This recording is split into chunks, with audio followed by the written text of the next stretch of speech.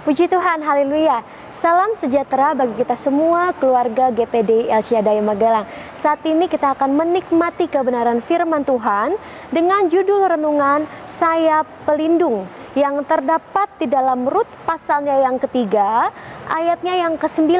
Rut pasalnya yang ketiga, ayat yang ke-9, saya akan bacakan kebenaran firman Tuhan bagi kita semua. Bertanyalah ia, siapakah engkau ini? Jawabnya, aku Rut hambamu, kembangkanlah kiranya sayapmu melindungi hambamu ini, sebab engkaulah seorang kaum yang wajib menebus kami. Puji Tuhan, Bapak Ibu Saudara yang berkati oleh Tuhan, dalam ayat ini merupakan ungkapan pertanyaan dari Rut. Siapakah Rut ini? Rut adalah seorang asing.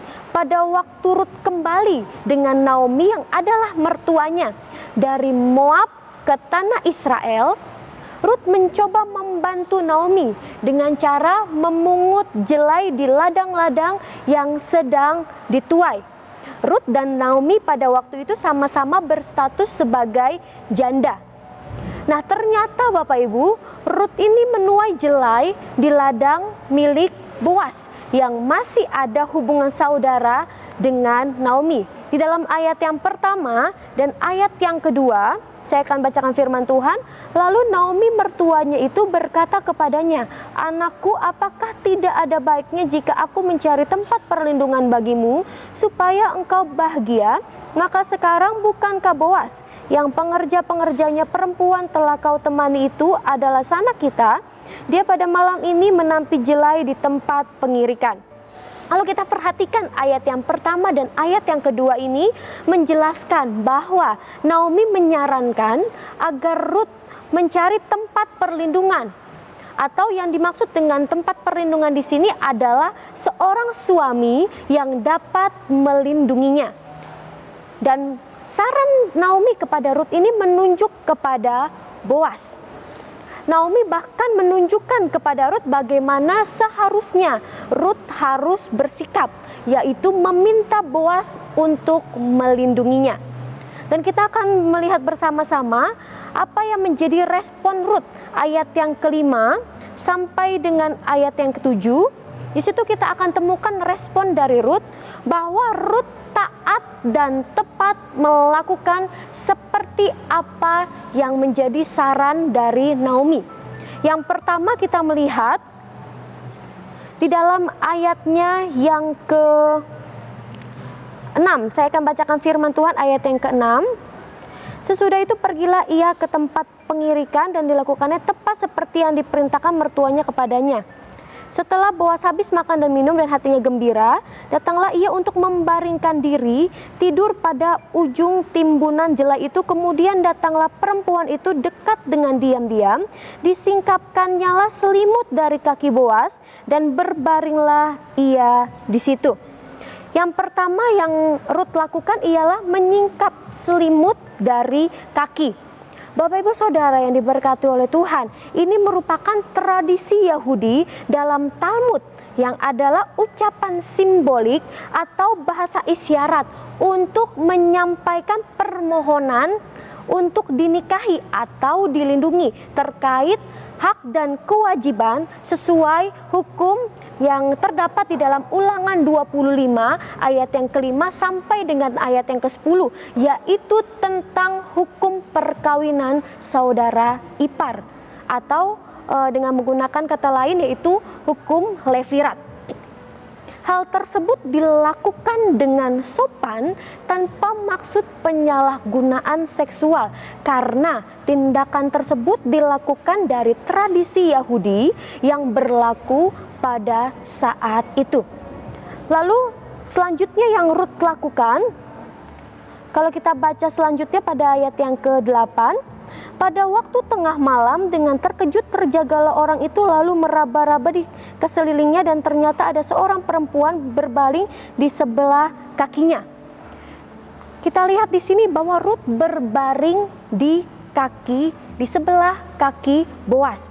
Kaki yang dimaksud di sini dalam bahasa Ibrani menggunakan kata margefoto yang berarti dari batas lutut sampai ke bawah. Tindakan ini berfungsi untuk menopang tubuh. Bapak Ibu Saudara yang berkati oleh Tuhan, Rut tidak bisa melakukan apa yang disarankan Naomi kalau Rut tidak memiliki kepercayaan dan tidak memiliki keberanian. Karena tindakan ini diperlukan kepercayaan dan keberanian menghilangkan rasa malu untuk melakukannya. Namun hal yang luar biasa, Rut dapat taat dan tepat melakukan apa yang disarankan oleh Naomi.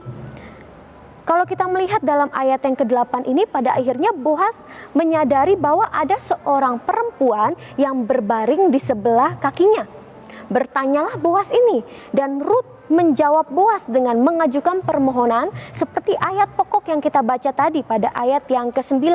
Bagaimana Rut mengatakan, kembangkanlah kiranya sayapmu melindungi hambamu ini.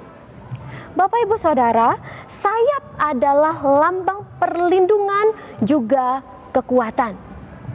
Dan kalau kita melihat pada akhirnya pada Rut pasal yang keempat, bagaimana Boaz yang menjadi sayap pelindung, atau dalam pasal yang keempat itu menggunakan kata penebus bagi Rut. Boaz menjadi sayap pelindung atau penebus bagi Rut. Ia menikah dan bahagia dengan memiliki seorang anak. Nah, Bapak Ibu Saudara yang berkati oleh Tuhan, Boaz yang menjadi sayap pelindung bagi Rut ini merupakan gambaran Allah yang menjadi sayap pelindung bagi Israel, bagi umat-umatnya, termasuk kita sebagai Israel rohani. Dia yang melindungi kita dengan kekuatan kuasanya. Dia yang menjagai dengan sayapnya untuk melindungi setiap kehidupan kita. Bahkan kalau kita melihat di dalam Roma 5 ayatnya yang ke-8, Roma pasal yang ke-5 ayat yang ke-8, dikatakan firman Tuhan, akan tetapi Allah menunjukkan kasih-Nya kepada kita oleh karena Kristus telah mati untuk kita ketika kita masih berdosa. Bahkan bukan hanya melindungi, Dia menebus kita bahkan ketika kita masih berdosa. Dan juga kalau kita melihat di dalam Yehezkiel pasal yang ke-16 ayat yang ke-8 sampai dengan ayat yang ke-9.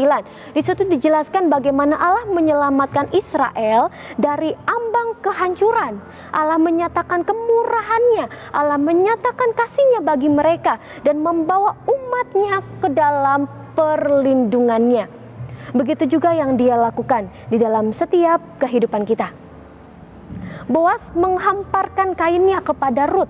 Kita kembali lagi di dalam Rut pasal yang ketiga, dikatakan bahwa Boaz ini menghamparkan kainnya kepada Rut sebagai tanda perkenanan khusus yang dirancangkan untuk Rut. Dan juga sama seperti yang dilakukan Allah. Allah mengambil umat-Nya, Allah mengambil saya dan saudara, melindungi kita layaknya Raja Wali yang mengembangkan sayapnya untuk melindungi anak-anaknya. Bapak Ibu bisa baca di dalam Ulangan pasal yang ke-32 ayat yang ke-11 sampai dengan ayatnya yang ke-12. Itu sebabnya Bapak Ibu Saudara yang diberkati oleh Tuhan, sebagaimana Boaz yang melindungi Rut, begitu juga Allah yang melindungi kita, memberikan sayap perlindungannya bagi setiap kehidupan kita. Untuk itu kita perlu patut bersyukur memiliki Allah seperti Dia.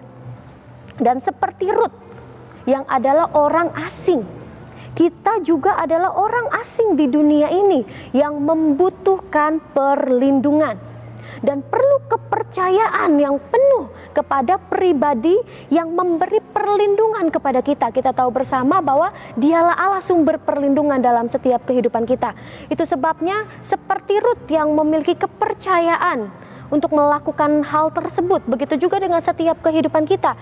Kita juga perlu kepercayaan yang sungguh kepada pribadi yang memberikan kita perlindungan, yaitu kepada Dia, Tuhan Yesus Kristus yang menjadi perlindungan kita. Tidak usah malu untuk meminta kepadanya. Di dalam Ibrani pasal yang keempat ayat yang ke-16 dikatakan, dengan penuh keberanian menghampiri tatah kasih Allah. Begitu juga dengan setiap kehidupan kita, marilah dengan penuh keberanian. Keberanian yang dimaksud di sini bukanlah dengan maksud negatif, tetapi keberanian yang dimaksud di sini ialah berani karena apa? Karena Allah telah melayakan kita oleh anugerahnya yang sungguh luar biasa untuk kita datang menghampiri Dia. Itu sebabnya dengan sungguh-sungguh kita harus datang kepadanya, tidak perlu malu untuk meminta perlindungan daripadanya. Itu sebabnya Bapak Ibu Saudara yang diberkati oleh Tuhan, marilah kita bersyukur memiliki Allah seperti Dia yang menjadi sayap pelindung bagi setiap kehidupan kita. Dengan sayapnya yang kuat untuk menyatakan kasih-Nya kepada kita. Dan ketika kita datang kepadanya, kita menerima keselamatan yang daripadanya. Kita pun dapat berlindung di bawah sayap kasih-Nya. Puji nama Tuhan, kebenaran firman Tuhan pada saat hari ini biarlah memberkati setiap kehidupan kita dan jadikanlah Tuhan sayap pelindung di dalam setiap kehidupan kita. Percayalah bahwa Dia Allah yang selalu akan melindungi kita dan tidak akan pernah membiarkan setiap kehidupan kita. Puji Tuhan, kita akan akhiri renungan kebenaran firman Tuhan dengan berdoa. Segala puji, hormat, syukur hanya layak bagi Tuhan. Kami mengucap syukur Tuhan sebab Engkau menjadi perlindungan di dalam setiap kehidupan kami. Dengan sayap-Mu yang kuat yang melindungi setiap kehidupan kami dapat berlindung di bawah naungan sayap-Mu Tuhan. Ajaran kami untuk memiliki kepercayaan penuh kepada Tuhan. Ajaran kami dengan penuh keberanian menyadari bahwa kami ada karena anugerah Tuhan. Sehingga kami boleh dilayakkan untuk menghadap tatah-Mu Tuhan. Terima kasih atas setiap apa yang Tuhan kerjakan di dalam kehidupan kami.